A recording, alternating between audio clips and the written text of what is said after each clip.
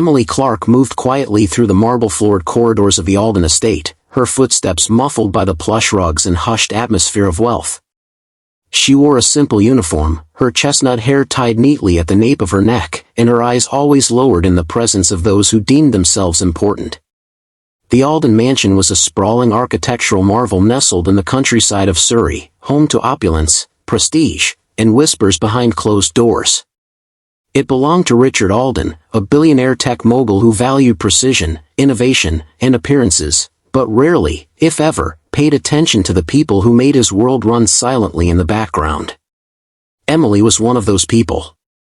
To the Aldens and their guests, she was merely the help, someone whose name they rarely remembered and whose presence faded like wallpaper. She made the beds, polished the glass balustrades, arranged the cutlery just so, always perfectly, always invisibly. But Emily Clark was more than she seemed. Beneath her modest demeanor was a mind sharp with observation and a heart that pulsed with secrets. Every word, every raised eyebrow, every cruel comment tossed carelessly in her presence was catalogued and analyzed. She saw through the illusion of wealth and perfection that the Aldens surrounded themselves with. She noticed the cracks in the marble facade, Clarissa Alden's forced smile, the way Richard's charm thinned when no one was watching, the subtle fear in the eyes of junior staff when orders were barked. Emily never commented, never reacted. She moved like a shadow, but she missed nothing. Despite her lowly position, she held herself with a quiet dignity that made a few of the older staff members wonder. She never gossiped, never begged for favors, and carried herself with a calm confidence that didn't quite fit the role of a common housekeeper. Her hands were callous from work, but her posture remained upright. Some thought she had the bearing of someone who had once belonged somewhere else, somewhere far above cleaning silverware and scrubbing antique floors. She had chosen this life, or rather, she had accepted it, for now. Watching. Waiting. Beneath the silence, behind her steady gaze, Emily Clark was not the woman everyone believed her to be. And soon, that truth would shake the Alden estate to its very core. Richard Alden lived in a world shaped entirely by his own image, grand, calculated, and saturated with control. At 40, he was the epitome of success, with angular features that made magazine editors swoon and an empire built on innovation that placed him on every most powerful list in the tech world.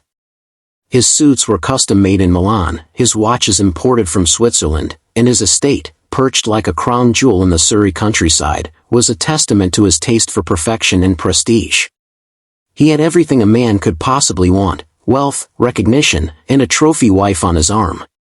Yet beneath the glimmering surface, Richard Alden was rotting with arrogance.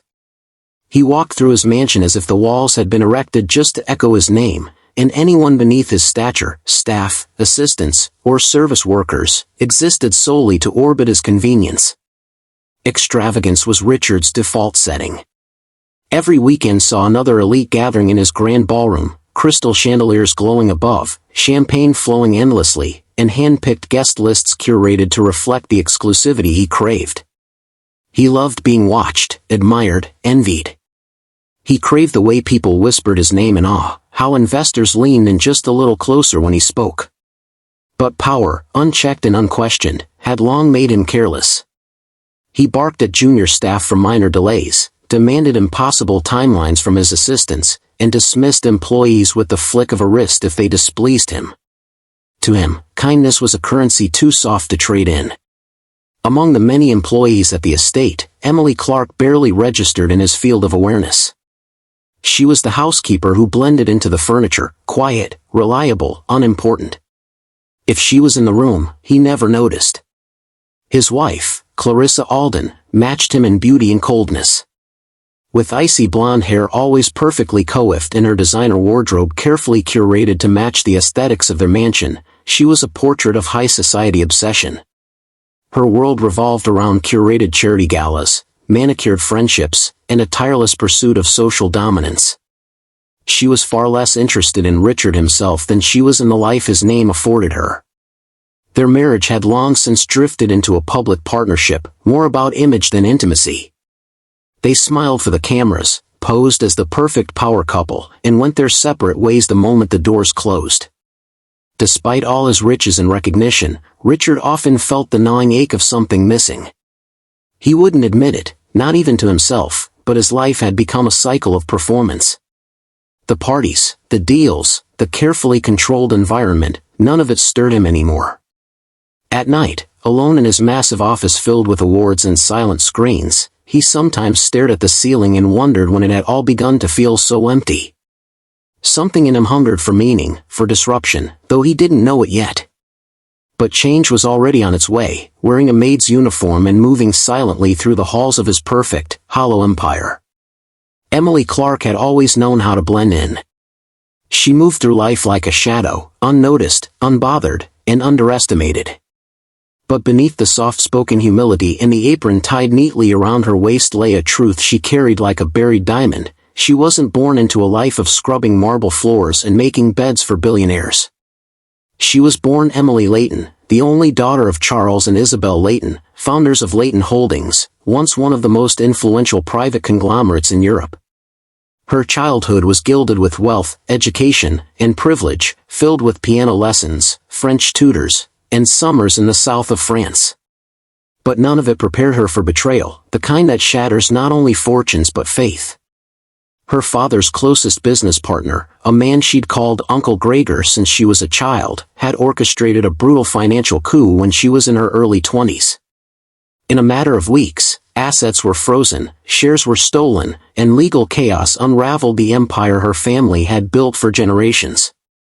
Her parents, humiliated and broken, withdrew from public life.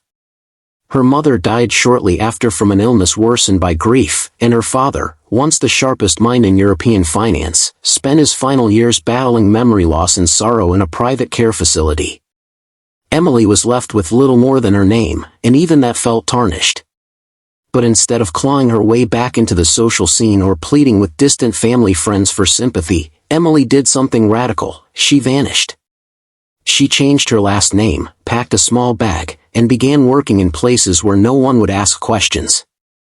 She wanted to know the world beyond penthouses and private jets. She cleaned rooms in a Parisian boutique hotel, washed dishes in a New York cafe, and finally found herself at the Alden estate in Surrey. There, in the belly of wealth she once belonged to, she observed everything, the artificial smiles, the fragile egos, the cruelty that came with unchecked power. It was humbling, yes, but it also hardened her. It gave her a new kind of education, one no boarding school could provide.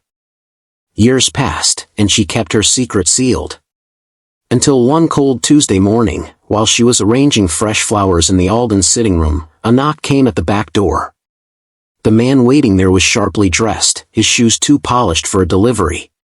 He introduced himself as Arthur Wells, the senior legal advisor for Layton Holdings. With a subtle but knowing smile, he informed her that after a long legal battle, the fraud had been overturned, and her family's estate was being restored. The board was ready to name her the rightful heir. She would need to return, step into her role, and lead the company back from ruin. But Arthur had looked at her with respect, not as a fragile heiress or a broken girl, but as someone who had chosen silence over spectacle, grit over greed. Emily nodded, heart steady. She knew the time had come. The girl in the apron would soon become the woman who owned the empire. It began subtly, as these things often do. Richard Alden had never really seen Emily Clark, truly seen her. For years, she was just another part of the furniture in his palatial estate, a blur of neutral colors moving silently from room to room, a presence so seamless it was almost forgettable. But then something changed. It wasn't anything she did overtly. She didn't seek his attention or dress provocatively, nor did she speak out of turn. It was her silence that first caught him, how she listened without judgment, how she moved with quiet purpose, how her eyes didn't flinch under pressure. In a world filled with noise, vanity, and constant validation, Emily's calm demeanor became magnetic. One evening, during a fundraiser hosted at the estate, Richard noticed her from across the ballroom as she adjusted a floral centerpiece. He watched as she gave a warm smile to a nervous young waiter who had nearly dropped a tray. No pretense. No angle. Just pure, unbothered grace. After that night, he began finding excuses to cross paths with her. He'd linger a few extra seconds when passing the kitchen. He'd make offhand comments in her direction, half-jokes, casual compliments. "You're not like the others," he said once, while she was polishing the grand piano. She replied simply, "I'm not trying to be." Her responses intrigued him. She never simpered, never played coy. If anything, she treated him with a kind of distant politeness that stoked his ego more than flattery ever could. The chase, unspoken as it was, began to consume him. At first, she resisted. She avoided private conversations, redirected his comments, kept her tone professional. But Richard was persistent. He wasn't used to being ignored, and he certainly wasn't used to a woman saying no. Emily had known what he was doing. She wasn't naive. She had spent enough time around men like Richard to recognize the signs, the subtle manipulation, the charm laced with control, the ego wrapped in sophistication. Still, loneliness is a quiet hunger, and she had lived with it for years. One rainy night, when the house was silent and the storm outside masked the sound of footsteps, he found her in the conservatory, tidying up after yet another event. They spoke, truly spoke, for the first time. He asked her where she was from. She lied, of course, but the conversation turned honest in other ways. He confessed to feeling empty, to being surrounded by people who only wanted things from him. She admitted she sometimes wondered if she'd disappeared from the world entirely. The moment felt disarmingly real. The kiss came like thunder, unexpected and loud in the stillness. She pulled away at first, but the loneliness, the years of hiding, the illusion of being seen, it all folded into that one reckless decision. They spent the night together in his private quarters, where gold and marble surrounded a fragile intimacy that should never have existed. For a few hours, Emily allowed herself to believe in something else. In the morning, as she stood in his bathroom wrapped in one of his monogrammed robes, Richard had already returned to his usual self, distant, casual, distracted. He kissed her forehead and said, "That was nice," before checking his phone and walking out of the room. That was the moment her heart cracked, not from heartbreak, but from the confirmation of what she had always feared. She wasn't special. She was just another indulgence. Just another moment in the long, bored life of Richard Alden. He didn't even ask if she was okay. He didn't look her in the eye.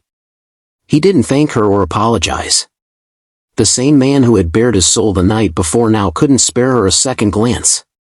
Emily dressed quickly, her expression unreadable. She didn't cry. She didn't rage. She simply gathered her few belongings and left the estate before sunrise. No resignation letter. No goodbye. No explanation. By the time the staff noticed she was gone, she was already on the train to London. Richard didn't realize it immediately. In fact, he didn't notice her absence until several days later.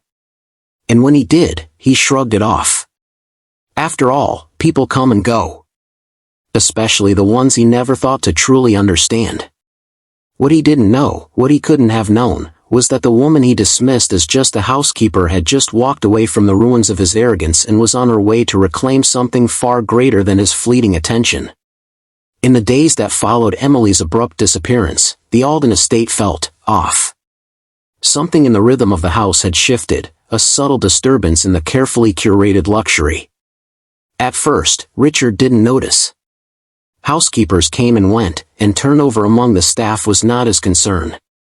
But by the third day, he found himself pausing outside the conservatory, expecting to hear the faint sound of humming while Emily arranged flowers or wiped down surfaces. When he didn't, a strange tension curled in his chest. He asked the head butler offhandedly, "Where's the brunette one, the quiet one?" The reply was stiff. "Miss Clark left, sir." No notice. Simply didn't report for duty. Richard frowned. No notice? That wasn't like her. Emily had always been precise, dependable, and strangely composed. She didn't strike him as the impulsive type. He told himself it was nothing. Maybe she'd found another position. Maybe she was homesick. But the unease didn't fade. He mentioned it casually to Clarissa over dinner, expecting little interest, but her reaction surprised him. Her knife paused mid-slice through her salmon. "You mean the maid who was always lurking around your office?" "I thought she was a bit too curious for her role," she said coolly. Richard raised an eyebrow. "Curious?" Clarissa sipped her wine. "Come on, Richard. You can't be that dense. The way you looked at her." "I saw it. Everyone saw it. Don't tell me you actually got involved with her." Her voice was calm, but her eyes were sharp. Richard dismissed her with a scoff and changed the subject, but the conversation clung to him. That night, he walked through the estate alone, passing rooms that still carried traces of Emily's presence, a book left on a side table, the faint scent of lavender in the linen closet. He realized with growing discomfort that he missed her. Not in the way he missed a favorite dish or a preferred employee, but in a deeper, more unexplainable sense. She had made him feel seen, if only briefly. And now she was gone, and he didn't even know where to begin looking. He reached out to the estate's security team, asked for CCTV footage, staff logs, anything that could help him understand when and how she left. But the cameras on the service wing had been down for maintenance that week, and her employment records were sparse. No forwarding address. No emergency contact. It was as if she had vanished into thin air. He even made a few quiet calls through a private investigator, more out of pride than concern, but the search turned up nothing. Whoever Emily Clark was, she had made sure no one could follow. Miles away, in a sleek, private hangar just outside London, Emily stood on the tarmac beneath a cold, steel sky. Her hair was tied back neatly, her posture elegant, no trace of the housekeeper remained. A man in a tailored suit handed her a passport, Emily Layton. Her real name. Her real life. Without a glance back, she boarded the jet that would take her to Geneva, the first stop in reclaiming her inheritance. The engines roared to life, and with them, the final page of her old identity fluttered into oblivion. The private jet touched down in Geneva with precision, and for the first time in years, Emily stepped out into a world where she didn't have to hide. No apron. No alias. Just her real name, restored with dignity, Emily Layton. The last living heir to one of Europe's most prestigious family empires. Waiting at the airport was Arthur Wells, the poised legal advisor who had found her at the Alden estate. He greeted her not with surprise or hesitation, but with a subtle nod of respect. "Miss Layton," he said as he opened the car door for her.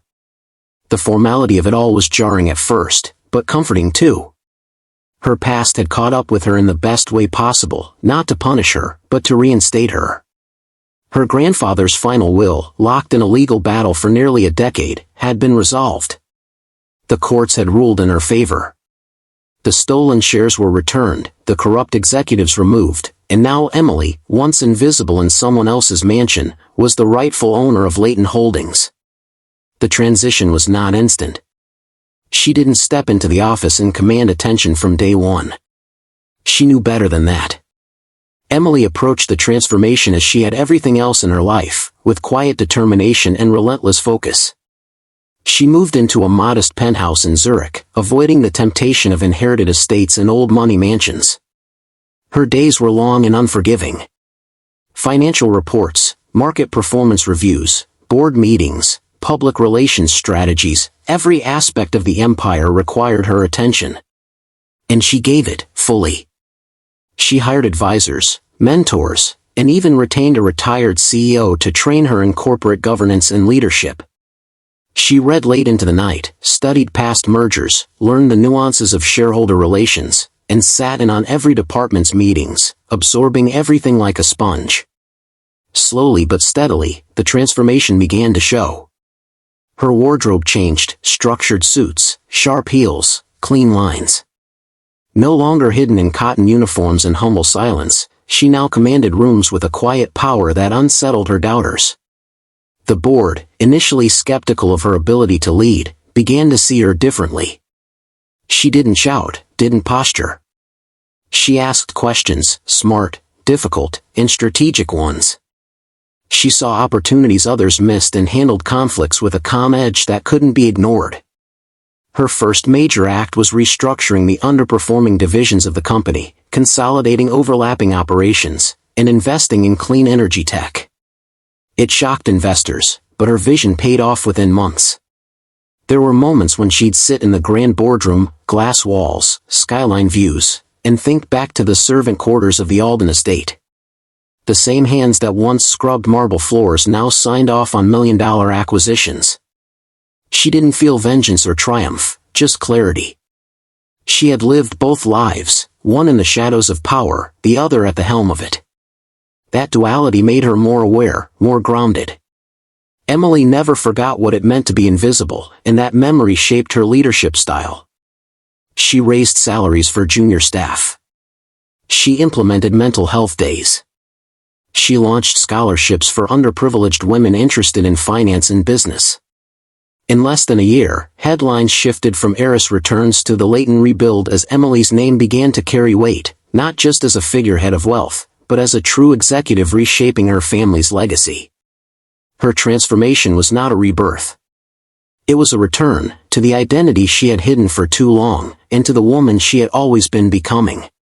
The annual Harrington Gala was the crown jewel of London's high society calendar, a lavish evening where fortunes were flaunted, alliances were formed, and reputations were quietly made or broken under crystal chandeliers and the soft clinking of champagne flutes. This year's event, held in the historic Royal Haversham Hall, glittered with elegance as politicians, aristocrats, and the global elite gathered beneath the dome ceiling dressed in their finest. Richard Alden was among the first to arrive, dressed in a sharp midnight blue tuxedo, his eyes scanning the room for potential investors. Alden Tech had taken a hit in recent quarters, and while he publicly maintained confidence in the company's trajectory, he knew tonight's conversations could define its future. He greeted old associates with the same polished charm he always wore like a second skin, sipping his scotch as he prepared his pitch with mechanical precision.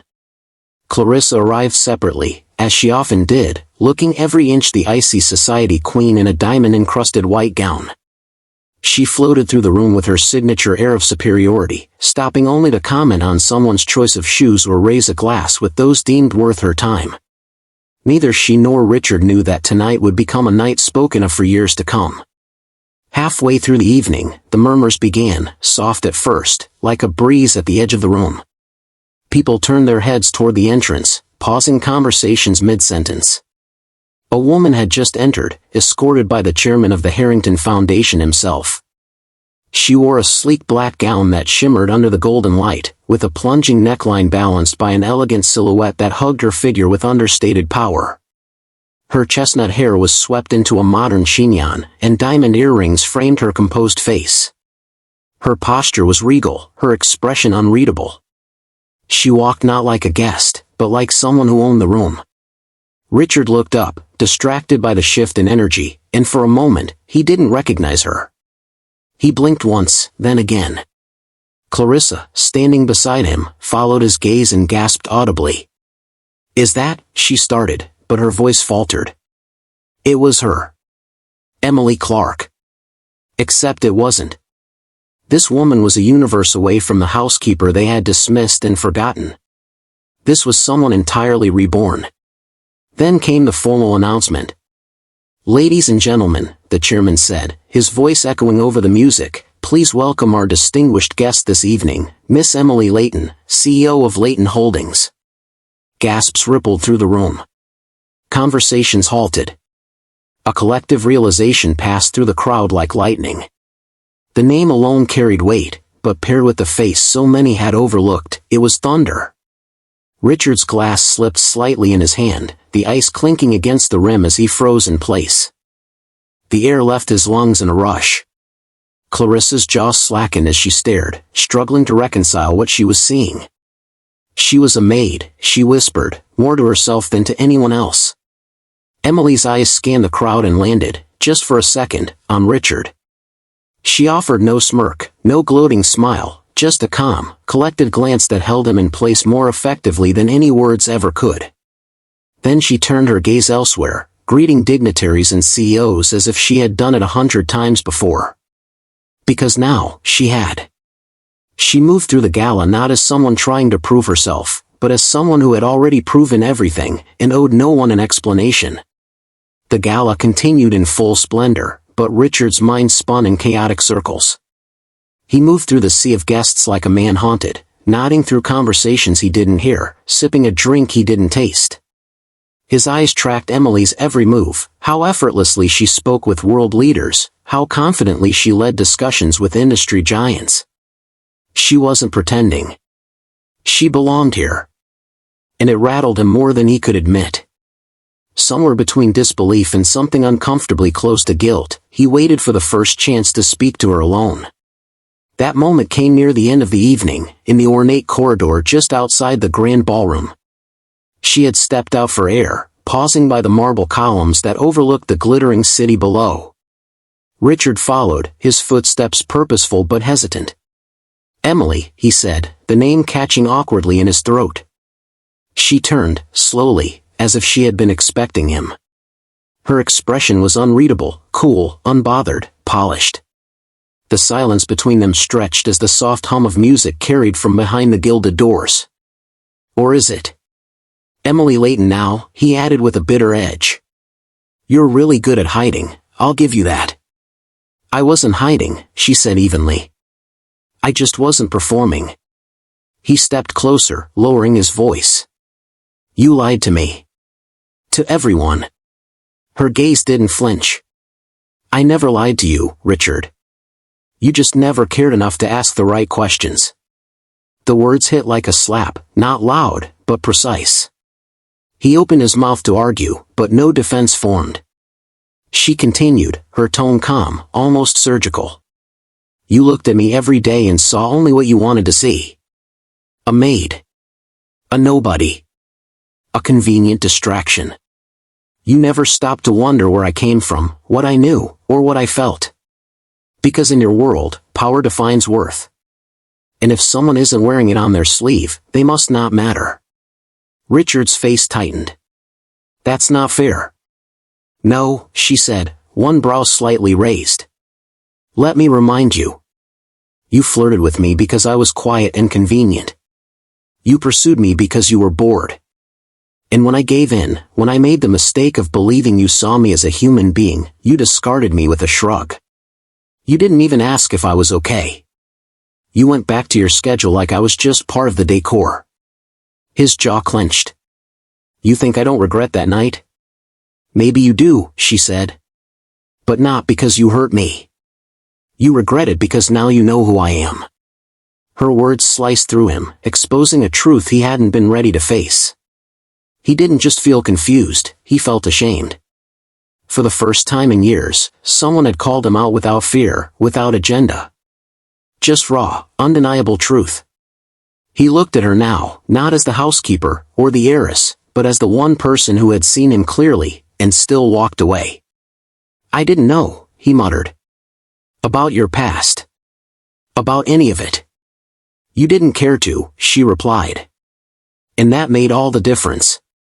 A long silence followed, heavy with everything left unsaid. Richard stood there, unable to look away, yet unsure of how to move forward. Emily gave him a final, measured glance, then turned and walked back toward the ballroom, her heels clicking confidently against the marble floor, each step a quiet declaration that she no longer lived in his shadow. The boardroom buzzed with anticipation. Charts projected onto sleek glass walls showed Alden Tech's rapid decline, stock down, market trust shaken, leadership in disarray. Emily sat at the head of the table, dressed in a sharp navy suit, listening as her top advisors presented aggressive acquisition strategies. "We can buy Alden Tech at a fraction of its value," one said. "Their tech assets alone would double our innovation division." "It's the perfect time to strike," another chimed in. "A clean, strategic takeover. Ruthless, but smart." Ruthless. The word lingered. Emily nodded slowly, but her eyes drifted toward the skyline beyond the glass. Just across town sat the company Richard once ruled with unchecked confidence. Now, he was barely holding it together. A few missteps, a few arrogant decisions, and the empire was crumbling. She had the power now. The upper hand. But the weight of it pressed against her chest like something too heavy to celebrate. Later that night, in her penthouse office, Emily sat alone. The city glittered below, but her thoughts were elsewhere, flashes of the past blurring with the present. Richard in the garden helping a wounded bird back to flight. Richard laughing awkwardly when she teased him about his bad coffee. Richard holding her hand for just a second too long, like he meant it. Had it all been an illusion? Was there ever softness beneath the arrogance? She hated that she still thought about him. Hated that despite everything, some part of her still searched his face for the man he might have been. The elevator chimed behind her. Her assistant appeared with the final offer draft in hand. "All we need is your signature," they said gently. Emily looked at the folder but didn't reach for it. "Hold it," she said. "I need to think." When the assistant left, she turned her chair toward the window and closed her eyes. She could crush Alden Tech, humiliate Richard. Cement her power. But would that make her any different from the people who underestimated her? Who used power not to lead, but to dominate? That night, she didn't sleep. Instead, she reviewed every note, every contract, every legal clause, but her decision wasn't just about business. It was about who she was becoming. The next morning, she called an emergency meeting, not for the board, but for herself. She was going to confront Richard. Not as a woman seeking revenge. Not as a CEO seeking leverage. But as Emily, asking herself once and for all if the past needed closure or correction, before she signed anything that would change both their futures forever. Clarissa Alden's pride was shattered by Emily's dazzling re-entry into high society and business. Unable to accept that a former housekeeper now commanded more power and respect than she ever could, Clarissa resorted to her usual tactics, manipulation and sabotage. Quietly, she leaked Emily's past to the tabloid press, eager to expose the truth behind the billionaire heiress. Headlines screamed, "From maid to millionaire, a scandal in high society." Photos of Emily in her humble uniform circulated alongside salacious rumors meant to humiliate and discredit her. Clarissa expected the public to recoil, to see Emily as an imposter who had sneaked her way into wealth and influence. But the plan backfired spectacularly. Instead of shame, the public responded with admiration. Emily's story of resilience, grit, and transformation struck a chord. She seized the moment and shared her narrative openly, telling interviews about losing her family's fortune, choosing to disappear, and rebuilding her life from the ground up. Her humility, honesty, and strength turned the tide of public opinion. People saw her as a symbol of hope, proof that anyone could rise above adversity with courage and integrity. Social media exploded with support hashtags and stories celebrating her journey. Fundraisers and women's empowerment groups invited her to speak, cementing her status not just as a billionaire but as a role model. Meanwhile, Clarissa's world began to crumble. Society elites distanced themselves, no longer eager to be seen with the woman whose spite had unleashed a PR nightmare. Sponsors withdrew from events she was scheduled to host, and her social invitations dwindled. Gossip columns shifted focus from Emily's past to Clarissa's bitter jealousy and desperate schemes. Her once celebrated name became synonymous with envy and downfall. Richard, caught in the crossfire, suffered his own public embarrassment. As details emerged about his affair with Emily and the cold indifference he showed afterward, his reputation took a hit among investors and social circles. The man who had prided himself on control suddenly found himself vulnerable and exposed. In the court of public opinion, Emily emerged victorious, not just for reclaiming her legacy but for owning her story and using it to inspire others. Meanwhile, Clarissa's fall was swift and unforgiving, a stark reminder that cruelty often boomerangs back on its source. The fallout from the scandal shook Richard Alden more deeply than he had anticipated. For the first time, the armor of arrogance and entitlement that had protected him for years began to crack. Public opinion turned against him, his company wobbled under scrutiny, and even his closest allies distanced themselves. In the solitude of his office, surrounded by trophies of past successes, Richard was forced to confront an uncomfortable truth: his ego had been his greatest enemy. Slowly, he began to shed the layers of pride that had blinded him for so long. He reached out to former employees he had dismissed or mistreated over the years, scheduling private meetings not to demand loyalty or results, but to listen and apologize. These conversations were humbling. Some accepted his apologies with guarded grace, others walked away silently, but Richard understood that rebuilding trust would take time, if it was even possible. Determined to change, he sought professional help, enrolling in therapy to untangle the roots of his arrogance and learn healthier ways to relate to others. It was an unfamiliar journey, one filled with discomfort and reflection, but one he committed to nonetheless. As part of his transformation, Richard also began volunteering as a mentor for underprivileged youth, sharing his business knowledge with those who lacked opportunities he had taken for granted. Guiding young minds, witnessing their struggles and dreams, he found a new sense of purpose beyond profits and prestige. It was a quiet, unseen redemption that contrasted sharply with his former public persona, but it grounded him in ways nothing else had. Emily heard about these changes through mutual contacts and occasional news pieces. She was wary and distant, guarding herself carefully.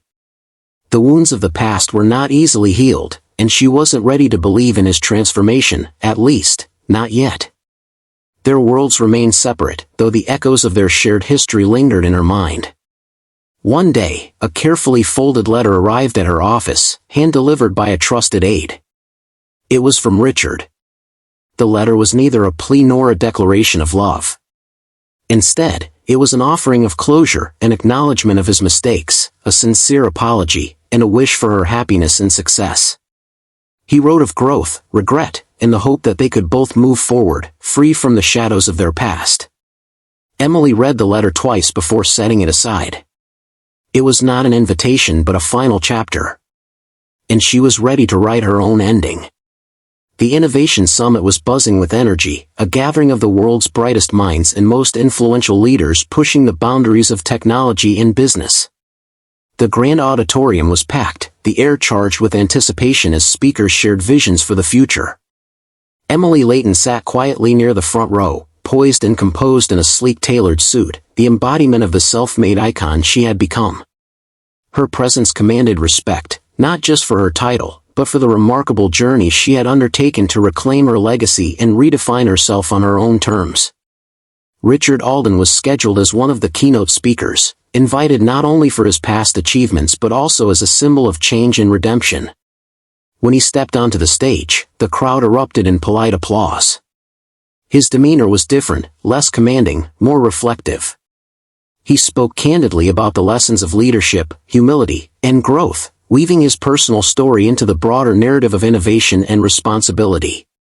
There was no arrogance, only a quiet sincerity that surprised many who remembered the man he once was. After the session, as attendees mingled in the lobby, their paths crossed. Richard spotted Emily across the room, and without hesitation, he approached her. "Emily," he said warmly, extending his hand. "Congratulations. You've done incredible things." She smiled, a genuine warmth in her eyes that softened years of tension and unspoken words. "Thank you, Richard. And congratulations to you as well. It seems we've both learned a lot." There was no awkwardness, no need to dredge up old wounds or rewrite history.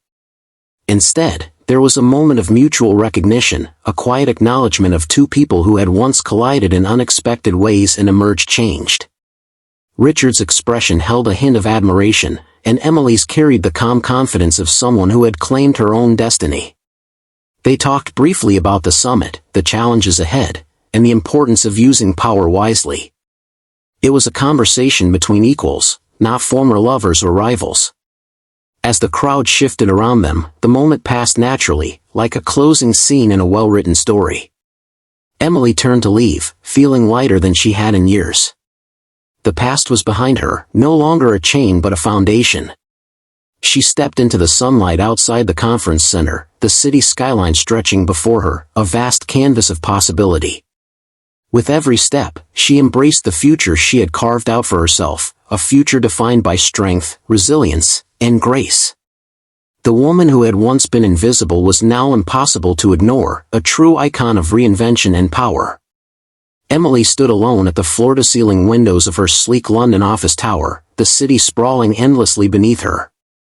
the evening sun cast a warm golden glow across the skyline, painting the glass facades of skyscrapers with hues of amber and rose.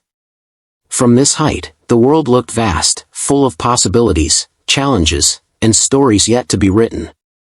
She took a deep breath, feeling the weight of the journey that had brought her here. The girl who had once swept floors in the shadows of wealth had transformed into a woman commanding her own empire. Her mind wandered through memories, moments of tenderness and betrayal, loneliness and courage, loss and rediscovery. The brief affair with Richard, the silent strength required to walk away, the painful reinvention that demanded every ounce of resilience. She thought of the kindness she'd encountered amid the coldness, the lessons learned in both the boardroom and the back halls of mansions.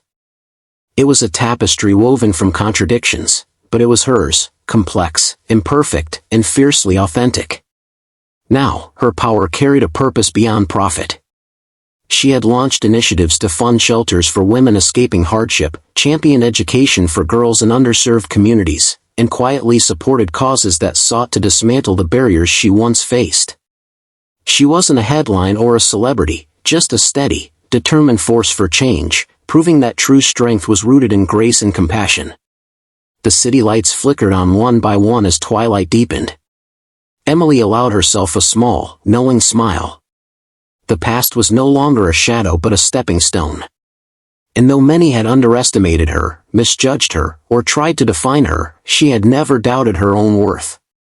Turning from the window, she spoke softly to the empty room, her voice steady and sure. He thought she was just a housekeeper. But I always knew who I was.